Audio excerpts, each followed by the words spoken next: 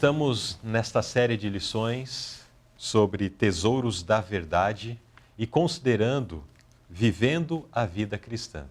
Estamos vendo ao longo das lições ensinamentos sobre a prática do cristianismo, a prática do evangelho no dia a dia. E não será diferente com a lição de hoje, onde vamos considerar acerca do batismo, ou, conforme o tema, batizado em Cristo.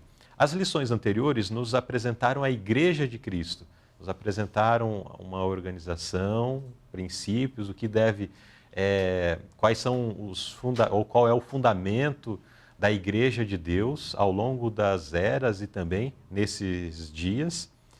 E nesta lição nós vamos entender os passos necessários para fazer parte, então, desta igreja do corpo de Cristo, batizado em Cristo. O verso áureo nós lemos em Romanos capítulo 6, verso 4.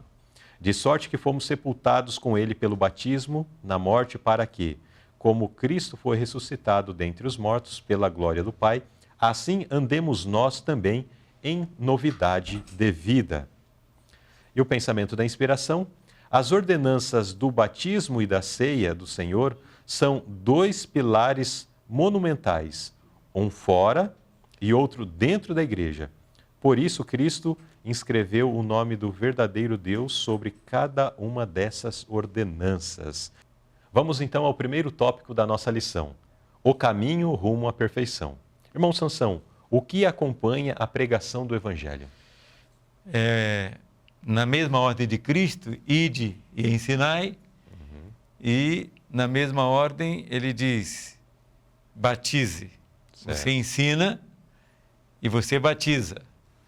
Alguns gostam de batizar e depois ensinar, mas aqui, ide pregar o Evangelho. Quem crê e for batizado, ide, pregai e batizai. Os que forem ouvintes e praticantes serão salvos. Interessante, né? O início do verso 16, então menciona que após ouvir a mensagem, essa pessoa vai crer. E a manifestação da crença já implica em dar passos, né? Sim. Em direção àquilo que está aprendendo. Porque a pessoa fala, não, eu creio, mas aquilo que ela já recebeu de conhecimento prático do Evangelho não é aplicado nesta vida, ela continua com as mesmas práticas corruptas do mundo, não testificam de que houve uma crença verdadeira, né? Na mensagem do Evangelho. Não houve uma crença interior, né? Foi apenas formal. Exato. Então, quem crer e for batizado. Então, o batismo acompanha a pregação do Evangelho. E a pergunta B: em que lugar o batismo se encaixa no caminho para a perfeição? E o que é necessário ao longo de toda essa jornada? Então, o caminho para a perfeição é uma jornada, né? É um trilho, é uma estrada, por assim dizer. Onde que nós podemos situar o batismo? Logo no início dessa estrada, nos primeiros metros, né? No meio dessa estrada, ou o batismo está mais lá na ponta final? Acompanhando o teu raciocínio inicial, me lembro de Alonso Jones. Ele escreveu um livreto muito bonito, muito bom, que diz assim, o caminho consagrado para a perfeição cristã. Então, nós somos chamados pelo Evangelho e Cristo fala claramente, o caminho é estreito, tem dificuldades, mas é o caminho da perfeição. E onde está o batismo? O batismo está logo no início. Há pessoas que nascem, crescem, ficam com certa idade, é aí que vai decidir batizar. Ontem houve um batismo em Belo Horizonte, parece que a menina tinha 13 ou 14 anos. Então, essa menina está num caminho melhor do que aquele que está esperando ter 38 anos. Que eu já vi por aí, né? E até mais. E alguns nascem, crescem e morrem no batismo.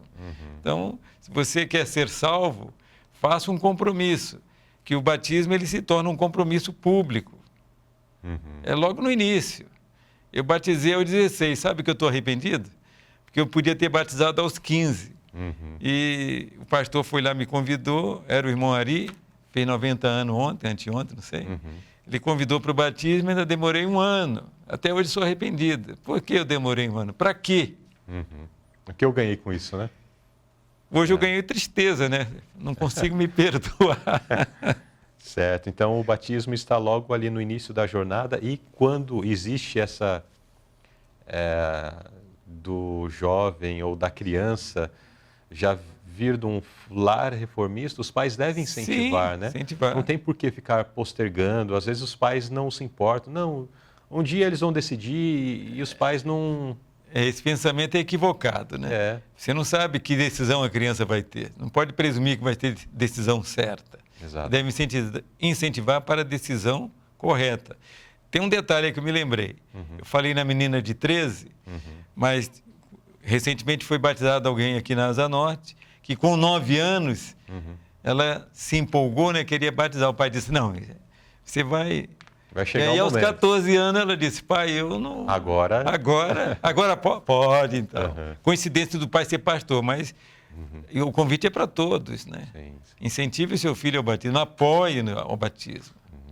Converse com o filho ele, sobre isso, né? Meu filho está com 11, vai fazer 12 anos ainda. E esse já é um tema, já tem mais de ano que ele já perguntou, escuta, quando eu posso Olha só. ser batizado? Calma, filho, vai chegar o momento. Eu fui batizado com 14 anos. Creio que já é uma idade onde já temos um pouco mais domínio sobre as decisões, né? Você tem mais... E consciência das implicações da decisão tomada. Você não vai dizer depois que foi por empolgação, que já havia esse caso também. A menina se entusiasmou, não era tão menina, devia ter uns 14, 15 anos. Poucos anos depois, ela se arrependeu de ter sido batizada. Digo, tristeza. Mas pode ocorrer. Então, deve ser passos bem orientados. Exatamente. Bem Tem orientados. que ter conversa sobre o assunto. Né? Cuidado, pai, para não ficar empurrando o filho. Convite. Os dois extremos. Não empurrar, mas e também deixar não... também ele decidir sozinho o dia que ele quiser. Esquecer o assunto, né? Agora, existe algo mais ao longo da jornada.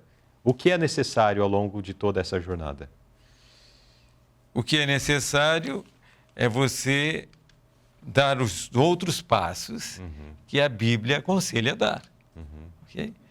Porque não é jornada? Sim. Então são passos e mais passos. Você vai encontrar bifurcações em diferentes lugares, e aí você tem que saber qual é o bom caminho e andar por ele. E tem um outro ponto aqui, irmão, que nós não falamos, que o batismo, ele tem uma invocação. Sim. Tem uma invocação. E tenho observado que em alguns lugares, em alguns momentos, há pessoas que querem negar essa invocação. Cristo disse, batize-os em nome do Pai, do Filho e do Espírito Santo. Com a história da Idade Média e seus percalços, muito entulho foi posto sobre a verdade. E aí Deus teve que suscitar, no século XIX, alguém para tirar, para declarar, né? Para pôr clareza onde a Bíblia diz. Ok? Então, o Espírito de Profecia diz que a autoridade do Pai, do Filho e do Espírito Santo. Então, se alguém quer duvidar, paciência. Mas se alguém quiser crer, o Espírito de Profecia está confirmando que o teu batismo deve ser feito em nome do Pai, do Filho e do Espírito Santo. Não há por que duvidar. Muito bem. Então, nesse primeiro tópico, aprendemos sobre o caminho rumo à perfeição. E este é um caminho longo, né? Que é um processo de toda a vida, mas existe algo que é fundamental acontecer nesse processo, que é o batismo, que marca a renúncia do pecador às coisas do mundo e assinalando também o seu desejo de iniciar e permanecer agora como servo do reino de Cristo. Na hora em todos os batismos se declara, né? É um testemunho público. Exato. De renúncia ao mundo, que tem muito colorido, mas é tudo falso. O mundo, né? Apresenta muita coisa colorida, mas é muito falso.